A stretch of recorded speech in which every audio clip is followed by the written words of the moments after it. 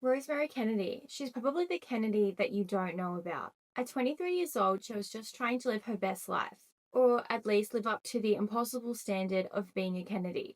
But unlike her siblings, she struggled to keep up appearances. And in a family where image was everything, that was a problem. So her father, Joseph Kennedy Sr., made a decision, a quiet one, a secret one. He approved for an experimental procedure without telling the rest of his family, not even his wife. It was meant to calm her down and help fix her mood swings.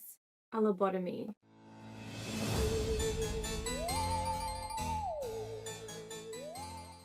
Hi, I'm Nat, and this is the Midnight Files, and welcome to another WTF Wednesday, where I find something mildly concerning, and instead of moving on like a normal person, I researched it for hours, so let's unpack it together.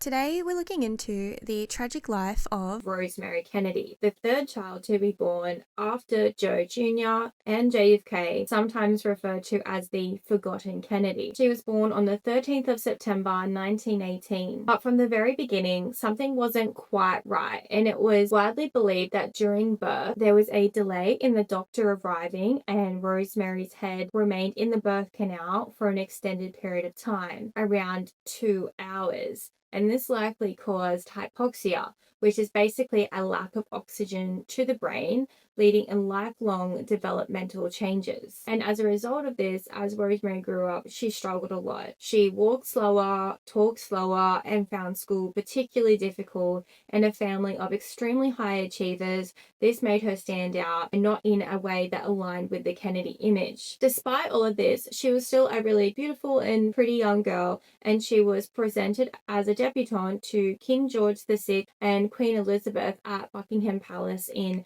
1938. Publicly, she appeared alongside the family at events and photo opportunities, and everything seemed fine. But privately, things were becoming more complicated. As she got older, it was said that she experienced mood swings, frustration, and unpredictable behaviors. And for her father, Joseph Kennedy, this was a serious concern. Not for her well-being, but for the family's reputation, of course. And in 1941, when Rosemary was just 23 years old, Joseph made a decision that would permanently change her life forever. Without consulting his wife Rose or the rest of the family, he approved for Rosemary to undergo a prefrontal lobotomy, an experimental and highly controversial procedure at the time. A lobotomy involves cutting connections in the brain to alter behavior. Rosemary's procedure took place at George Washington University. The procedure wasn't the ice pick depicted lobotomy. The surgeon drills 2 holes into the skull, about 1 inch deep, and inserted what was often described as a blunt butter knife-like instrument to sever brain tissue. She was awake during the procedure, only mildly sedated. She was asked to recite prayers, sing songs like God Bless America, or count backwards. The doctors monitored her response as they cut deeper into her brain. The operation was only stopped when she became incoherent and could no longer speak. And that's when they knew they had gone too far. The results were devastating. Rosemary lost her ability to speak, lost her coordination, and was left with the mental capacity of a young child. Her personality, everything that made her who she was effectively gone. And in many ways, her father got what he wanted. She was no longer unpredictable, but she was also no longer herself. After the surgery, Rosemary was hidden away, but not just from the public,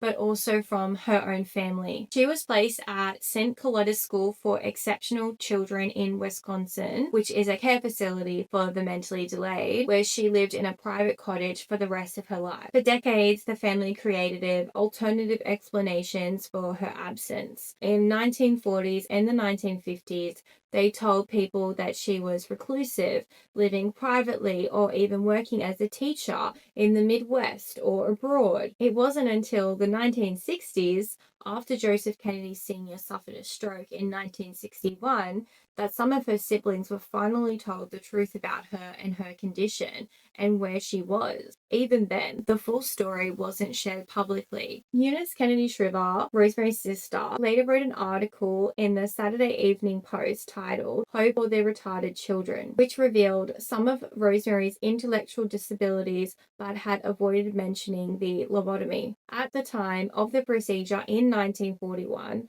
laws protecting people with intellectual disabilities were virtually non-existent. As her father and her legal guardian, Joseph had the authority to approve the surgery, regardless of whether or not Rosemary truly understood or could consent to it, or was properly explained what the surgery actually involved, or that she would be awake during the procedure. That's traumatizing in itself. Over the next 20 years, the public knew almost nothing about Rosemary. Rosemary had effectively disappeared, out of sight, out of the narrative, as if she had never existed. It wasn't until 1987 the truth finally emerged to the public in Doris Goodwin's book on the Fitzgeralds and the Kennedys. By detailing the failure of the surgery and the decades of isolation that followed, Goodwin's book transformed Rosemary's story from a vague illness into a documented historical tragedy shaped by medical malpractice and parental control. It's especially tragic because her condition likely stemmed from birth-related hypoxia, the lack of oxygen to her brain, something that causes permanent damage to the brain that can never be reversed. This birth defect was not something she chose, and she was trying to live with it, and it wasn't something that needed to define her entire life, that her father made it that way. And one of the biggest unknowns is how her mother, Rose, truly felt about all of this. Imagine realizing your daughter had been taken for an experimental brain procedure that was really risky without your knowledge and then being hidden away for decades. Rosemary's story is only briefly mentioned in Rose Kennedy's own memoir, where she refers to it as a simple, tragic medical decision, never fully acknowledging that it was a failed lobotomy. What's even more confronting is what followed. For the first 20 years that Rosemary was institutionalized, it's widely believed that Rose, her other family members, visited her at all. And that raises a lot of questions. If she truly didn't know what had actually happened to Rosemary, was it kept a secret from her? Was she told where her daughter was? Because it's hard to believe a mother